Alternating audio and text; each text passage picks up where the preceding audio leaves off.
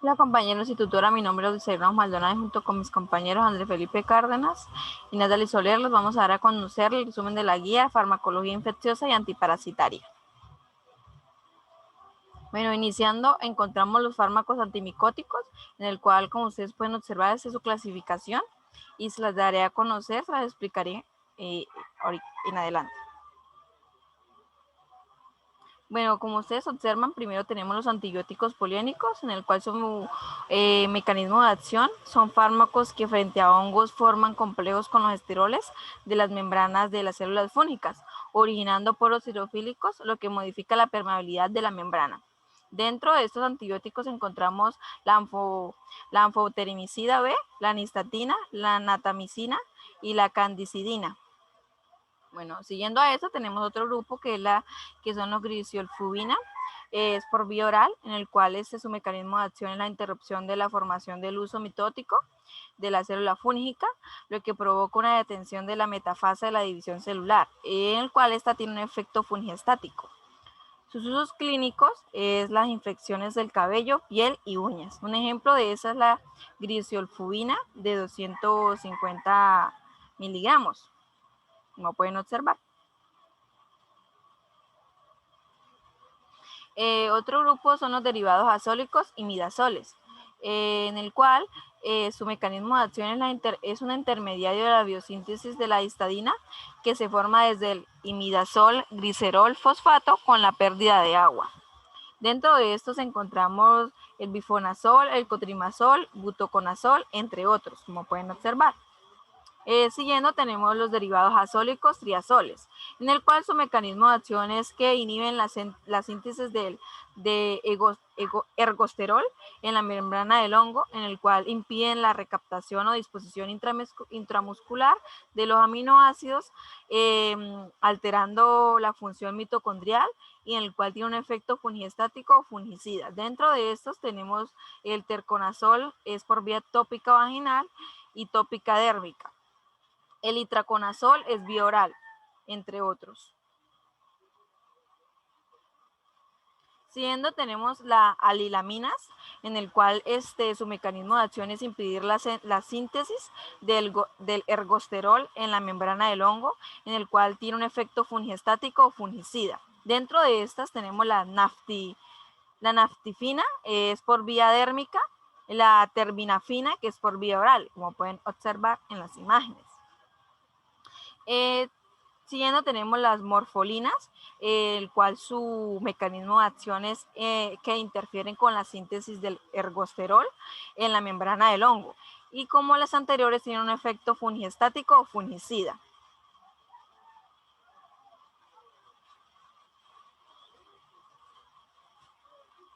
Continuando tenemos la quinocandinas, en el cual su mecanismo de acción es inhibir la forma de la síntesis del glucano, componente esencial de la pared celular fúngica, presentando actividad fungicida.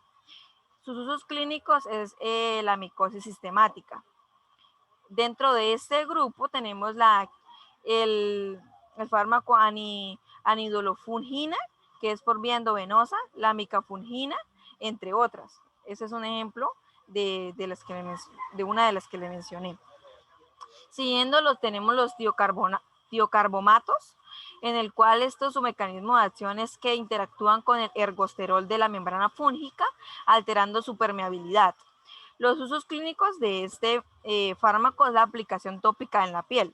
Un ejemplo de estos es lo tolnalftato.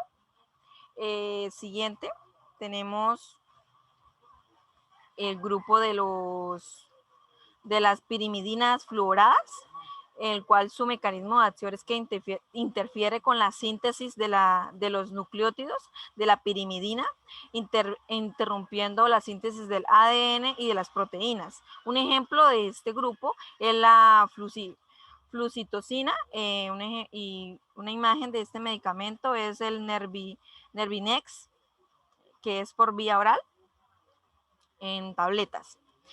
Siguiendo tenemos el ciclopiroxilamina, en el cual su mecanismo de acción es disminuir la síntesis de los ácidos nucleicos en la célula micótica. su efecto es fungiestático, como las anteriores. Para este sirve para el tratamiento de la micosis localizadas en la piel o en las uñas. Continuando tenemos la salicilanida y derivados, en el cual su mecanismo de acción es producir la alteración en función de las mitocondrias, deteriorando la respiración celular.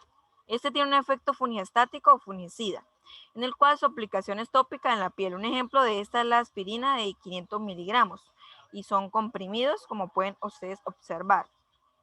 Y finalizando tenemos la aloprogina, en el cual ese su mecanismo de acción es que penetra en los hongos, interfiriendo con la síntesis de los nucleótidos e interrumpiendo la síntesis del ADN y de las proteínas. Y como las anteriores, también tiene un efecto fungiestático. Y su aplicación es tópica en la piel. Un ejemplo de esta es la ciclovir, en el cual estas son 30 tabletas, como pueden observar. A continuación, mi compañera les dará a conocer los fármacos antibacterianos. Bueno, a continuación vamos a hablar de los fármacos antibacterianos. Los fármacos antibacterianos son sustancias que destruyen las bacterias, como su nombre lo dice, y les impide que crezcan y causen enfermedades.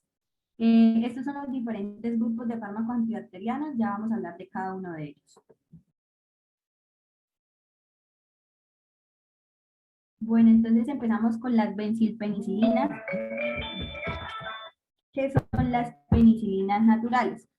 Entonces, primero, en estas la concentración o dosis se estima en unidades internacionales, como decir la penicilina G-sódica, y también está la fenoximetilpenicilina, que, bueno, su administración es vía oral y se hace cada 6 horas.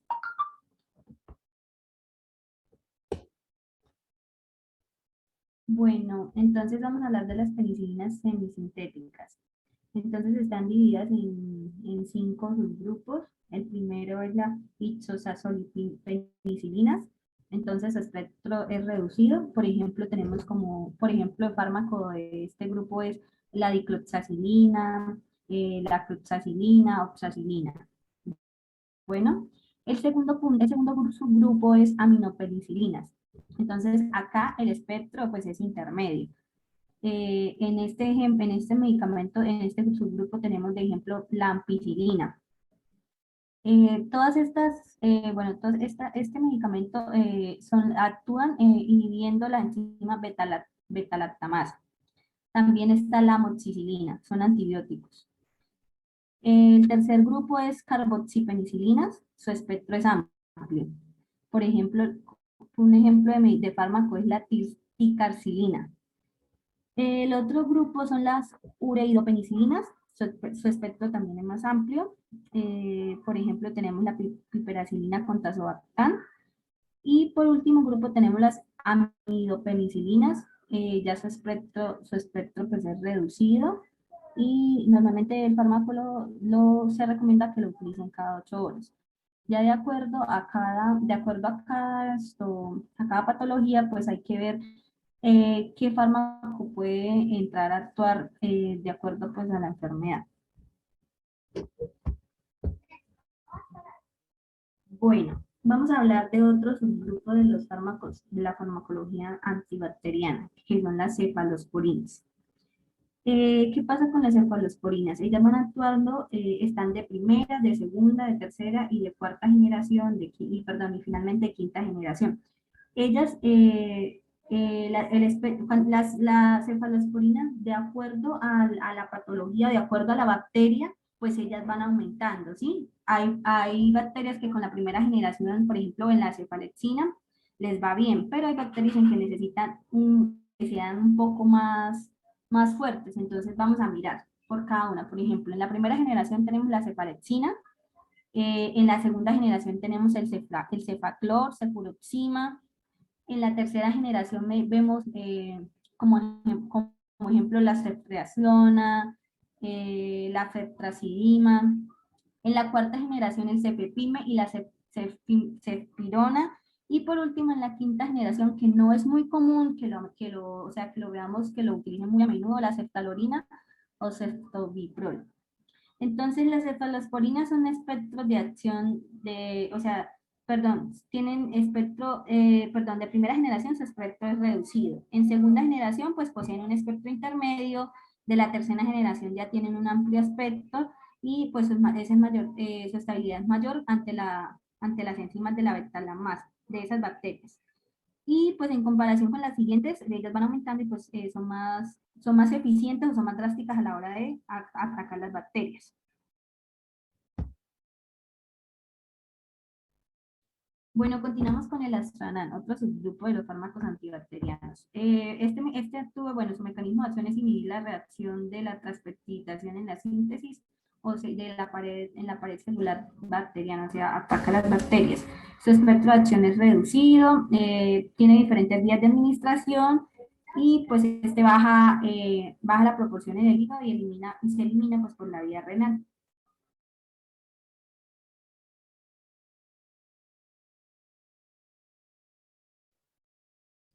Bueno, el siguiente subgrupo carbapenémico, su mecanismo de acción inhibe el proceso de la transpeptidación en la síntesis de peptidoglicano en la pared celular bacteriana, o sea, debilita la bacteria. Su espectro de acción es amplio, también tiene diferentes vías de administración. Un ejemplo de este subgrupo es el medicamento meropenem. Él se biotransforma o su proceso de absorción se hace en el hígado y también se elimina a través de vía renal.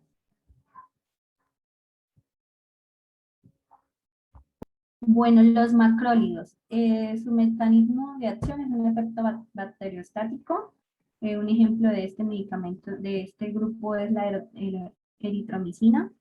Tienen un espectro de acción intermedio y pues varían de acuerdo a la actividad bacteriana, o sea, de acuerdo a la bacteria que vayan a atacar, que el medicamento vaya a atacar. Farmacocinética, entonces, su absorción se hace a través del tracto gastrointestinal y su excreción se hace también por vía renal.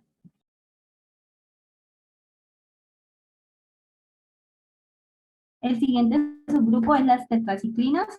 Un ejemplo de un fármaco es la oxitetraciclina. Aquí vale recordar o cabe recordar que hay diferentes medicamentos, estoy nombrando pues los más comunes. El mecanismo de acción de esta es que bueno, actúa en el ribosoma bacteriano inhibiendo la síntesis de proteínas, o sea que al igual que la eritromicina es un efecto bacteriostático, este medicamento sí es de amplio espectro y bueno, su absorción se hace a través de los alimentos, en presencia de alimentos, en particular se hace con los lácteos y por lo que allí se forma un complejo insoluble. Y ya después su excreción puede ser vía renal también. Bueno, el siguiente subgrupo son las lincosamidas. Un ejemplo de estos fármacos es la clindamicina. Se fijan de manera reversible al ribosoma bacteriano, pues inhibiendo así también la síntesis de proteínas. También tiene un efecto bacteriostático. El efecto en este mecanismo de acción, su efecto es reducido. El medicamento cruza a través de la barrera placentaria y se acumula en la leche materna. También su excreción puede ser por vía renal. Bueno, las quinolonas. Ellas se clasifican en 4 generaciones. La primera generación, por ejemplo, tenemos un fármaco que es el ácido nalidícico. En segunda generación, la más común, o por lo menos la que más he escuchado, que es la norfloxacina. En tercera generación tenemos la lomefloxacina y por último, y en la cuarta generación tenemos la gemifloxacina.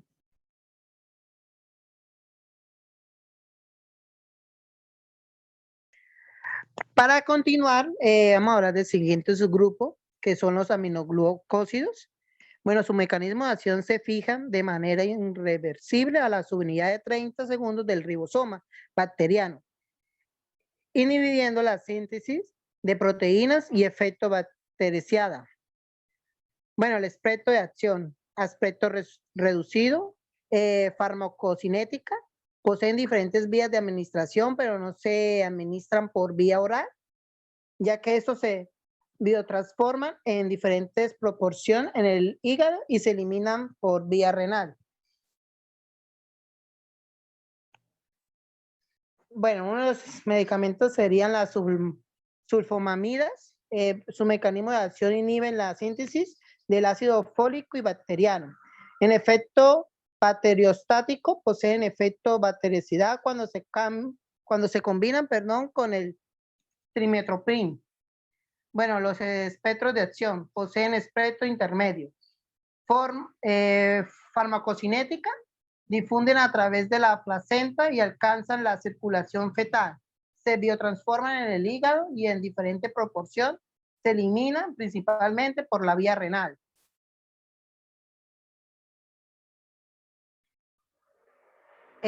Siguiente, el diaminopirimidinas, su mecanismo de acción es inhibir la síntesis del ácido fólico bacteriano. En efecto bacteriostático, posee un efecto bactericida cuando se combinan con los sulfamamidas. Bueno, el espectro de acción posee un espectro intermedio. Farmacocinética, difunde a través de la placenta y llega a la circulación fetal. Se biotransforman en el hígado y en diferente proporción se eliminan principalmente por vía renal.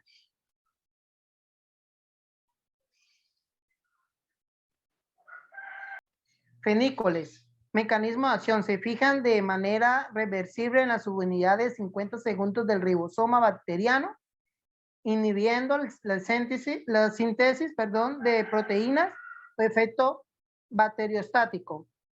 El espectro de acción posee un espectro amplio. Farmacocinética, pasan a través de la placenta y llegan a la circulación fetal, se eliminan por el riñón y también se excreta por la leche materna.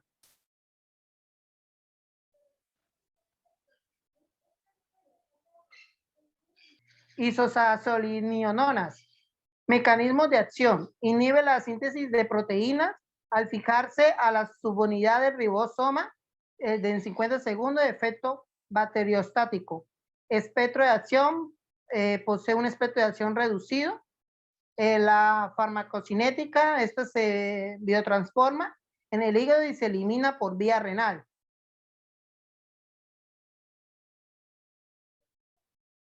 Rifamacinas, mecanismo de acción. La acción bactericida o bacteriorástico, dependiendo de la concentración alcanzada en el sitio de infección y de la susceptibilidad del microorganismo. Inhiben la enzima ARN y polimerasa del ADN dependiente, lo que impide la iniciación de la cadena polipeptídica. Espectro de acción, posee un espectro intermedio, farmacocinéticas, biotransformación a nivel hepático y excreción principalmente por vía biliar.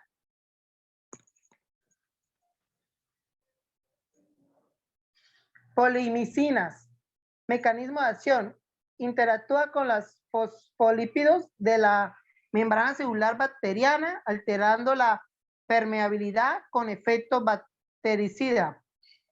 Espectro de acción, posee un espectro reducido. Farmacocinética, biotransformación a nivel hepático y excreción principalmente por la vía renal.